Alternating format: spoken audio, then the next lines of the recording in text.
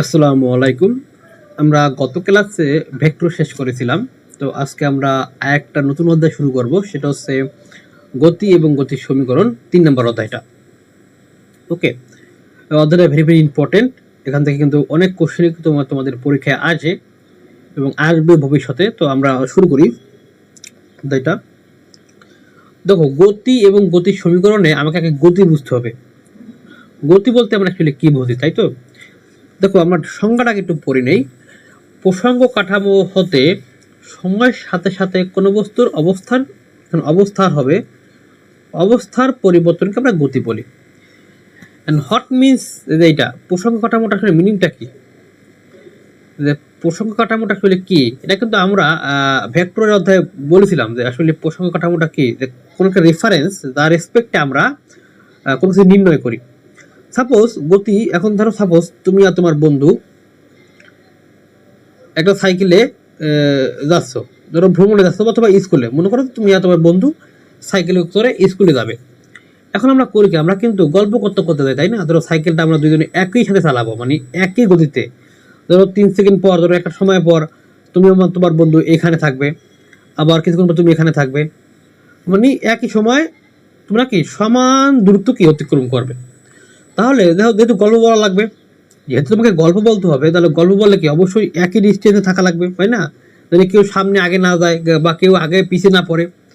তাহলে তুমি যদি খেয়াল করো, এখন তোমার যদি সাইকেল চালাচ্ছ, সাপোজ সাইকেলটা চালাচ্ছ, এখন তোমার বন্ধু যদি তোমার চোখের দিকে তাকায়, জাস্ট তোমার চোখের দিকে তাকাবে আর কোথাও তাকাবে না, তাহলে তোমার মনে হবে তুমি তোমার বন্ধুর রেসপেক্টে স্থির আছো।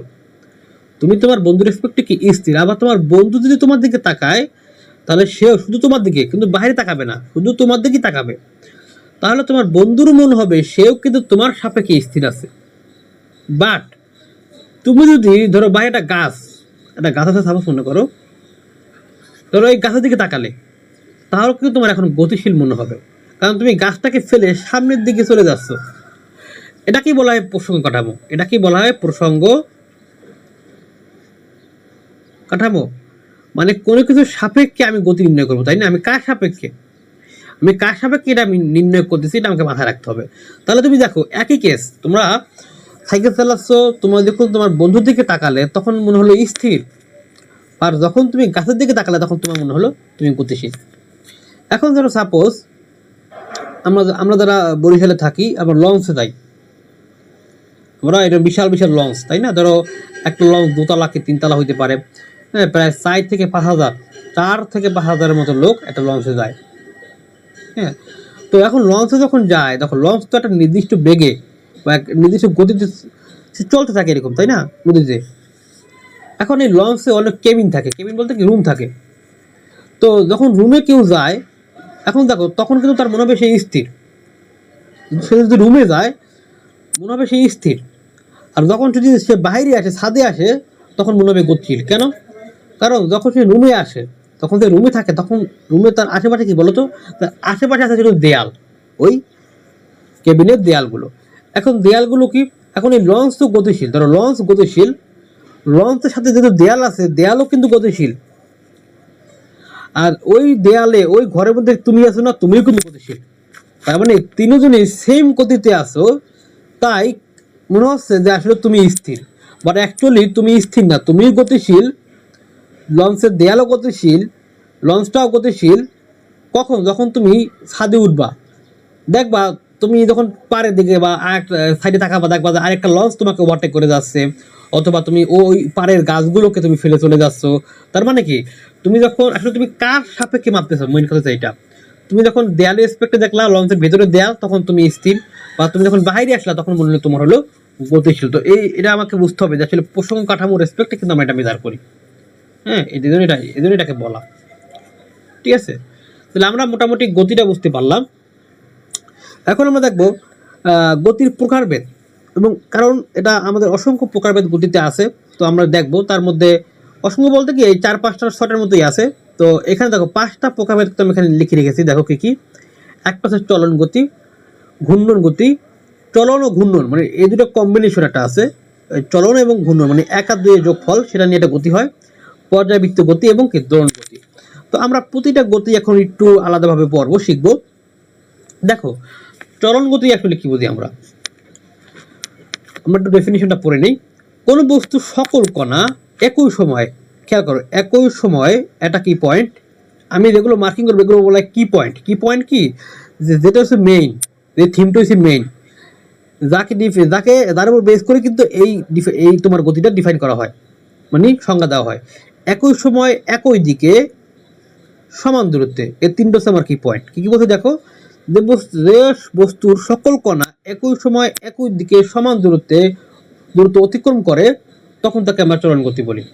ধরো তোমার এই সাইকেলটা থাকবো, ধরো তুমি সাইকেলে ঠিক স্যার আছে সাইকেলটা, এখন সাইকেলটা ধরো 10 সেকেন্ড পরে, 10 সেকেন্ড বা ধরো 10 সেকেন্ড পরেই ধরো তুমি এখানে আসলে, এখানে তুমি চলে আসলে। এখন ধরো তোমার সাইকেলের যে বলে, এটাকে বলে হ্যান্ডেল, তাই না? এই হ্যান্ডেলটা যদি আমি ডিস্টেন্সটা মাপি, এখান থেকে সে এই পর্যন্ত চলে আসছে, তাই কিনা বলো? ধরো আমি তোমার সাইকেলের প্রথম চাকাটা মাপি, সাইকেলের চাকার এই পয়েন্টটা ছিল এই জায়গায়, এই পয়েন্টটা ছিল এখানে, 10 সেকেন্ড পর সাইকেলের পয়েন্টটা চলে আসছে কোথায় বলো তো, এইখানে। আবার তুমি দেখো, তুমি যদি এই পিছনের চাকাটা মাপো, পিছনের চাকাটা, তাহলে এটা ছিল এখানে ইনিশিয়াল অবস্থায়, 10 সেকেন্ড পরে চাকাটা কই চলে আসছে বলো তো, এইখানে। তাহলে এখন দেখো, এই যে এখান থেকে এই যে দূরত্বটা, এই যে এখান থেকে এই দূরত্বটা যা, এখান থেকে এই দূরত্ব কিন্তু সেম দূরত্ব, তাই আমরা বলছি। দেখো কারণ কি সেম কেন, কারণ এই সাইকেলটা কিন্তু এখানে ছিল প্রথমে ইনিশিয়াল অবস্থায়, পরে কোথায় 10 সেকেন্ড পর কোথায় আসছে বলো তো, এইখানে চলে আসছে। তার মানে এই কণাগুলো কিন্তু এখানে চলে আসবে, তাই না? দেখো এটা কিভাবে বুঝবো, দেখো এই পয়েন্ট থেকে এই পয়েন্টের দূরত্ব সমান, তুমি এখানে যদি রম্ব, তুমি এখানে সামান্তরিক আঁকো, এখান থেকে সামান্তরিক, তাহলে কিন্তু বোঝা যায় যে এই দুইটা দূরত্ব সমান, তাই কিন্তু বলছে দেখো, একই কোনো বস্তু সকল কণা, ধরো এখানে একটা কণা, এই প্রতিটা কণা, এখানে অসংখ্য কণা আছে আমার সাইকেলটার, তো এই কণাগুলো কি একই সময়, এই যে 10 সেকেন্ড সবার জন্য সমান, একই দিকে, কোন দিকে বলতে পারি, এই যে এই দিকে, বাম থেকে ডানের দিকে সমান দূরত্ব। দেখো তো এখানকার ডিস্টেন্স যা, এখানকার ডিস্টেন্স তা, এখানকার ডিস্টেন্স কিন্তু তা, মানে দূরত্ব কিন্তু সমান, অতিক্রম করে তখন তাকে চলন গতি বলে, তাহলে দেখো এই তিনটা যে কি পয়েন্ট সে কিন্তু ভেরিফাই, তার মানে বলতে পারি যে এটা কি চলন গতি। এই সাইকেল এখান থেকে এখানে আসাটা একটা কি, একটা চলন গতি আবার দুই রকমের, একটা যে সরল চলন, একটা কি বক্র চলন। এখন এই সরলটা কি ভাইয়া, যে চলন গতিটা সরলরেখা বরাবর, কি বরাবর বলতো, সরলরেখা বরাবর। দেখো এটা কিন্তু আমাদের সরলরেখা বরাবর গেল, তাহলে এটাকে আমরা বলি সরল চলন গতি। আর বক্রটা কি হবে, বক্রটা দেখো এরকম আঁকা বাঁকা পথ হবে, আঁকা বাঁকা মেঠো পথে কোন রূপসী হেঁটে যায়, তাই তো, এরকম আঁকা বাঁকা মেঠো পথে যাইতে হবে, এরকম আঁকা বাঁকা মেঠো পথে যদি কোনো কিছু যায়, তাকে আমরা কি বলি, বক্র চলন গতি। এবং এই কন্ডিশন যদি সে ফিল আপ করে, অবশ্যই এই কন্ডিশনগুলো যদি সে ফিল আপ করে, তাহলেই আমরা বলবো কি এটা বক্র চলন গতি। তাহলে তোমরা আশা করি বক্র চলন গতি বুঝতে পেরেছো, বা চলন গতি বুঝতে পেরেছো। এখন দেখো ঘূর্ণন গতি কি বলতে, দেখো যদি কোনো বস্তু কণা এক নির্দিষ্ট বিন্দু বা অক্ষ হতে, এই যেটা কি পয়েন্ট, নির্দিষ্ট বিন্দু বা অক্ষ হতে সমান দূরত্বে, এটা কি পয়েন্ট, ঘুরতে থাকে, তখন তাকে ঘূর্ণন গতি বলে। তখন তাকে কি বলে, ঘূর্ণন গতি বলে। তো ঘূর্ণন গতি একটা বাস্তবিক এক্সাম্পল হচ্ছে আমাদের ঘড়ির কাঁটা, ঘড়ি। কেন দেখো, ধরো এটা ঘড়ির সেকেন্ডের কাঁটা, এটা কিসের বলতো, এটা ধরো আমাদের সেকেন্ডের কাঁটা, আমরা ধরে নিলাম সেকেন্ডের কাঁটা।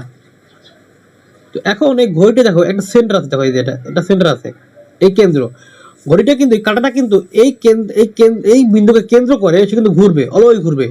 কতক্ষণ পর এখানে আসবে, ধরো যদি এদিকে আসে কোনো কাজ, যদি ঘড়ি ঘুরে, তাহলে প্রথমে এসে এখানে আসবে, পরে আবার এখানে আসবে, তিনে আসবে, এরকম ঘুরতে থাকবে, সে কিন্তু অলওয়েজ ঘুরতে থাকবে।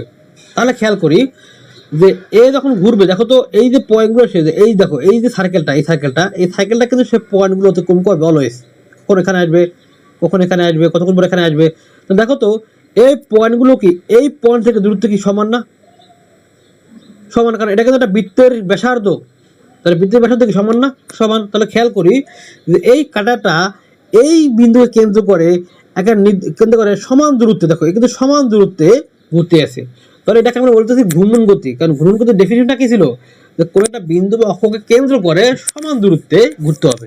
এ কিন্তু সমান দ্রুতই ঘুরতেছে কাঁটাটা, তাই না? সমান দ্রুতই কিন্তু সে ঘুরতেছে। যদি এটা বৃত্ত, এটা বৃত্ত, তাহলে সে সমান রেডিয়াসে সমান ব্যাসার্ধ ধরে সে ঘুরতেছে। তো এটাকে আমরা একটু লিখি ঘূর্ণন গতি। এখন দেখো চলন ঘূর্ণন গতি, এটা একটু লিখি।